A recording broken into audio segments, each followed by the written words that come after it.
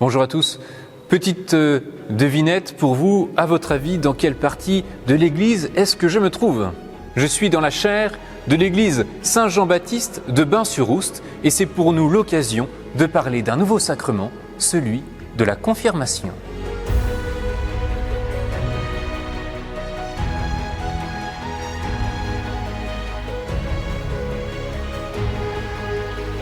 Qu'est-ce que la confirmation? La confirmation, c'est avec le baptême et l'Eucharistie, l'un des trois sacrements de ce que l'on appelle l'initiation chrétienne. Avec la confirmation, celui qui a reçu l'infusion de l'Esprit Saint au jour de son baptême reçoit désormais la plénitude de l'Esprit. Il est prêt à devenir un témoin du Christ, un héros de Dieu, par ses paroles, par ses actes, dans toutes les circonstances de sa vie. Et le lieu de ressourcement privilégié du confirmé, eh bien c'est l'Eucharistie. C'est là qu'il va aller puiser à la source, dirais-je, le zèle et l'ardeur missionnaire dont il a tant besoin. Qui peut recevoir le sacrement de la confirmation? Tout catholique, dès lors qu'il a été baptisé, peut demander à recevoir le sacrement de la confirmation. Mais il faut surtout bien s'y préparer parce que c'est une étape importante de notre vie. Comment se prépare-t-on? Eh bien on se prépare à la fois seul, mais surtout en communauté. Le confirmant, c'est-à-dire celui qui se prépare à la confirmation, fera tout pour comprendre sa foi avec son cœur et son intelligence. C'est pour ça que la confirmation se prépare en communauté, particulièrement avec un groupe de catéchisme qui aide à mieux connaître le Christ et ses enseignements qui nous sont transmis par l'Église. Avant la célébration de la confirmation, le confirmant veillera à se réconcilier avec lui-même, avec les autres et avec Dieu, en prenant part au sacrement de la réconciliation. Le confirmant écrira également une lettre à l'évêque pour lui demander la réception du sacrement. Enfin, le confirmant va prier tout particulièrement l'Esprit Saint pour lui demander de venir habiter en son être et de le préparer à recevoir ces 7 dons sacrés.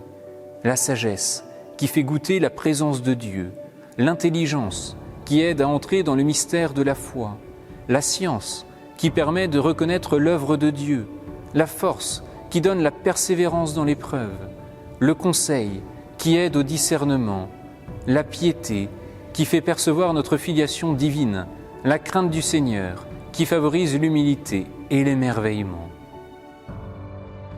Que se passe-t-il lors de la confirmation? Au jour de sa confirmation, comme au jour de son baptême, l'âme du confirmé est marquée d'un sceau indélébile, le sceau de Dieu, un sceau qui vient montrer notre engagement à la suite du Christ et l'amour indéfectible que Dieu nous porte. Mais plus encore, au jour de notre confirmation, l'Esprit Saint est invoqué sur nous afin qu'il puisse devenir notre guide. Bien sûr, tout cela se passe d'une manière invisible. C'est pourquoi il y a au cours de la célébration des paroles et des gestes qui sont présents pour manifester cette réalité de manière sensible. L'évêque va d'abord imposer les mains sur tous les confirmants. C'est un geste très ancien qui a été fait dès les premiers temps de l'Église par les apôtres sur les autres chrétiens. Ensuite, chaque confirmant va s'avancer individuellement vers l'évêque pour recevoir sur son front une onction avec le Saint-Crème. Cette onction, que l'on appelle la chrismation, est accompagnée d'une parole de l'évêque, soit marquée de l'Esprit Saint, le don de Dieu. L'Esprit Saint était toujours avec Jésus. L'onction avec le Saint-Crème signifie que l'Esprit Saint sera toujours avec lui pour l'aider à connaître le Père et à l'aimer de tout son cœur. Enfin, l'évêque fait un geste de paix pour inviter le nouveau confirmé à poursuivre sa route dans la confiance et dans la joie, puisque l'Esprit Saint est avec lui. Qu'est-ce que le Saint-Crème? Le Saint-Crème, nous en avons déjà parlé lors de la vidéo sur le sacrement du baptême et nous en parlerons à nouveau lors d'une vidéo sur le sacrement de l'ordre. Le Saint-Crème, c'est une huile très importante dans la vie de l'Église. Il s'agit en réalité d'un mélange d'huile d'olive et de résine balsamique. Mais ce qui est le plus important, ce qui est fondamental, c'est que cette huile est bénie une seule fois par an, au cours d'une messe que l'on appelle la messe chrismale, par l'évêque. Alors si le Saint-Crème sert pour les sacrements de l'ordre, de la confirmation et du baptême, le Saint-Crème sert également pour la bénédiction des cloches ou pour la bénédiction d'un autel.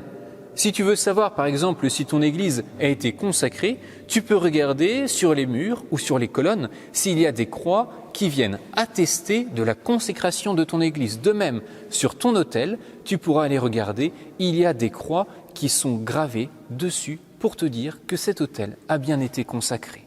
Mais en ce qui concerne le sacrement de la confirmation, l'huile du Saint-Crème qui est reçue est là pour signifier la paix, la force, la joie et la santé qui viennent sur le nouveau confirmé. Et puisque c'est une huile qui sent bon, eh bien le confirmé qui a reçu le Saint-Crème doit répandre la bonne odeur du Christ dans le quotidien de sa vie. Chers amis, nous venons de voir le sacrement de la confirmation après avoir vu le sacrement du baptême et celui de l'Eucharistie. Nous en avons donc fini avec le sacrement de l'initiation chrétienne. Mais ce n'est pas fini puisque vous avez bien compté sur les 7 sacrements. Nous n'en avons vu que 3. Il en reste donc 4 à suivre. Vous allez avoir tout cela dans les semaines qui suivent. D'ici là, n'oubliez pas de liker cette vidéo, n'oubliez pas de vous abonner, cliquez sur la cloche, c'est toujours plus sympathique, commentez, partagez à vos amis. En attendant, moi je vous dis qu'en à vous et à bientôt.